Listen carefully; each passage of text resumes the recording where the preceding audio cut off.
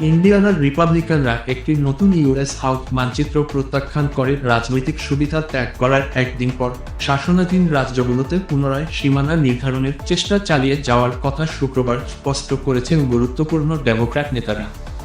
Donald Trump সারা দেশে কংগ্রেসের আসনের সীমানা পরিবর্তনের এক নজিরবিহীন প্রচেষ্টা শুরু করেন, যাতে তিনি মধ্যবর্তী নির্বাচনকে নিজের পক্ষে নিয়ে আসতে পারেন, শুক্রবার বলেন হাউস সংখ্যালঘু দলের নেতা হাকিম জেফরিস। তিনি আরও বলেন, বাস্তবতা হলো এই পুনঃসীমানা যুদ্ধ শুরু করেছিল রিপাবলিকানরা। আমরা ডেমোক্র্যাটরা সেটিকে শেষ করব। মেরিল্যান্ড এবং ভার্জিনিয়ার ডেমোক্র্যাটরা এখনও সেই আসনগুলো বাতিল করার উপায় খুঁজছেন, যা বর্তমানে রিপাবলিকানদের দখলে, বিশেষ করে যখন ফ্লোরিডা বা অন্য কোনো রিপাবলিকান নিয়ন্ত্রিত রাজ্যে কনজারভেটিভরা আসন বাড়িয়ে নিতে পারে। মেরিল্যান্ডের ডেমোক্র্যাট ইউএস প্রতিনিধি গ্লেন আইভি বলেছেন, তিনি মনে করেন না যে ইন্ডিয়ানায় রিপাবলিকানদের পরাজয় তার নিজ রাজ্যে ডেমোক্র্যাটদের পরিকল্পনা থামাবে। সেখানে তারা একটি নতুন কংগ্রেসিয়াল মানচিত্র তৈরি করতে চায়, যা রাজ্যের একমাত্র রিপাবলিকান সংসদ সদস্য অ্যান্ডি হ্যারিসকে লক্ষ্য করবে। শুক্রবার গ্লেন আইভি বলেন, যদি ট্রাম্প এসে বলেন, ঠিক আছে, আমি ইন্ডিয়ানার বার্তা পেয়েছি, চল ফিরে যাই, তাহলে হয়তো আমরা বিষয়টি পুনর্বিবেচনা করতাম।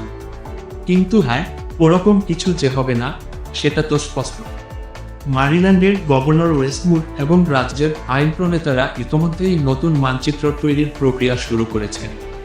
তারা পাবলিক শুনানি ও ব্যক্তিগত বৈঠক আয়োজন করছেন, যাতে আগামী কয়েক মাসের মধ্যে এটি আইনসভায় ভোটে তোলা যায়। যদিও মেরিল্যান্ড সিনেটের শীর্ষ নেতা বিল ফার্গুসন এই প্রচেষ্টার বিরুদ্ধে জোরালো অবস্থান নিয়েছেন, তথ্যসূত্র মতে জাতীয় ডেমোক্র্যাটরা এবং গভর্নর মুর নিজেও এগিয়ে চলেছেন। ফার্গুসন এবং হাউসের তার সহকর্মী বৃহস্পতিবার ঘোষণা দেন যে রাজ্যের বিশেষ অধিবেশনে, যেটি আগামী সপ্তাহে শুরু হবে, পুনঃসীমানা নির্ধারণের বিষয়টি তোলা হবে না। তবে অন্যরা বলছেন, এই অধিবেশনের উদ্দেশ্য সবসময়ই ছিল নতুন স্পিকার নির্বাচন করা, কারণ বর্তমান স্পিকার হঠাৎ পদত্যাগ করেছেন এবং নতুন মানচিত্রের পরিকল্পনা তারা জানুয়ারিতে সামনে আনবে। গভর্নর এখনও আগের মতোই অঙ্গীকারবদ্ধ, শুক্রবার পাঠানো এক বার্তায় আলোচনার সঙ্গে জড়িত এক ব্যক্তি বলেন। ইন্ডিয়ানার ভোট ভার্জিনিয়ার senate president pro Louis লুকাসকে দমিয়ে রাখতে পারেননি। তিনি বৃহস্পতিবার সন্ধ্যায় সামাজিক মাধ্যমে পোস্ট করে জানান, তিনি একটি নতুন মানচিত্র বাস্তবায়নের পরিকল্পনা করছেন এবং রাজ্যের 5টি রিপাবলিকান জেলা থেকে 4টিকে বাতিল করার চেষ্টা করবেন। তবে ইন্ডিয়ানার পদক্ষেপের সবচেয়ে বেশি প্রভাব পড়ছে পাশের রাজ্য ইলিনয়সে। অনেক ডেমোক্র্যাট মনে করেন ইন্ডিয়ানার সিদ্ধান্তের সঙ্গে ইলিনয়ের রাজনৈতিক ভাগ্য ঘনিষ্ঠভাবে যুক্ত। এমনকি ইলিনয়ের ডেমোক্র্যাট গভর্নর জেবি প্রিৎসুকার প্রকাশ্যে হুমকি দিয়েছিলেন যে ইন্ডিয়ানা এগিয়ে গেলে তিনিও ইলিনয়ের মানচিত্র পুনঃ আঁকবেন। প্রিৎসুকার এক বিবৃতিতে লিখেছেন, আমাদের প্রতিবেশী ইন্ডিয়ানার জনগণ ট্রাম্পের হুমকি এবং রাজনৈতিক চাপে মাথা নত করেনি, বরং তাদের জনগণ এবং গণতন্ত্রের পক্ষে সঠিক সিদ্ধান্ত নিয়েছে। ইলিনয় সতর্ক থাকবে এই মানচিত্র কারচুপি ঠেকাতে, এবং ট্রাম্পের প্রচেষ্টার বিরুদ্ধে আমাদের প্রতিরোধের আওয়াজ শোনা যাচ্ছে। ঠিক কতগুলো আসন পরিবর্তিত হতে পারে তা এখনও স্পষ্ট নয়। সিএনএন এর হিসাব অনুযায়ী বর্তমানে রিপাবলিকানরা ডেমোক্র্যাটদের চেয়ে 3টি বেশি সুবিধাজনক আসন তৈরি করেছে।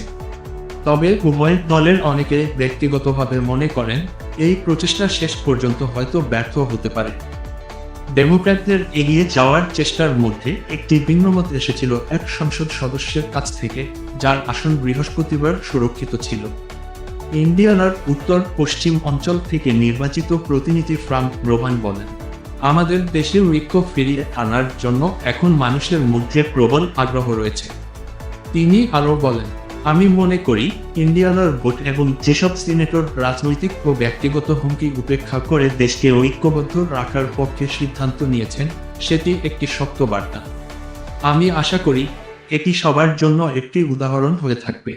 ডেমোক্র্যাটরা কি তাদের কৌশল পুনর্বিবেচনা করা উচিত, এমন প্রশ্নে রোবান বলেন, প্রতিটি রাজ্যের নেতার একটি ঠিক করার অধিকার আছে, তবে আমি বিশ্বাস করি সব রেড স্টেট রিপাবলিকান প্রভাবিত এবং সব ব্লু স্টেট ডেমোক্র্যাট প্রভাবিত উগ্রপন্থাকে ত্বরান্বিত করে।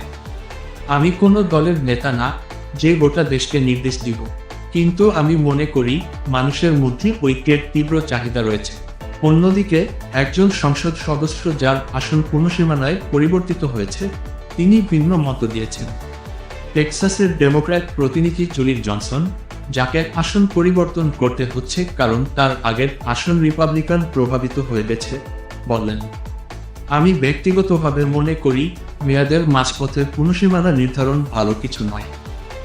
ইন্ডিয়ানায় রাজনৈতিক মানচিত্র নিয়ে চলমান উত্তেজনার মধ্যেও কিছু ডেমোক্র্যাটিক নেতা ভিন্ন মত প্রকাশ করেছেন। প্রতিনিধি ফ্রাঙ্ক রোহান, যার আসন সুরক্ষিত ছিল, জানান, এই মুহূর্তে মানুষ দেশের ঐক্য দেখতে চায়। ইন্ডিয়ানার সিনেটরদের সিদ্ধান্ত, যারা হুমকি উপেক্ষা করে ঐক্যের পক্ষে ভোট দিয়েছেন, সেটি একটি সাহসী বার্তা। তবে তিনি বলেন, প্রতিটি রাজ্যই তাদের নিজস্ব সিদ্ধান্ত নিতে পারে। এদিকে টেক্সাসের প্রতিনিধি জুলি জনসন, যার আসন রিপাবলিকানদের নিয়ন্ত্রণে চলে গেছে, বলেন, মেয়াদের মাঝের মানচিত্র বদল কোনো ভালো কাজ নয়, কিন্তু যদি সবাই একই নিয়মে খেলছে, আমাকেও সেই খেলায় নামতে হবে। রাজনীতির এই উত্তপ্ত পরিবেশে কেউ বলছেন ঐক্য, আবার কেউ বলছেন বাস্তবতা মেনে নিতে হবে।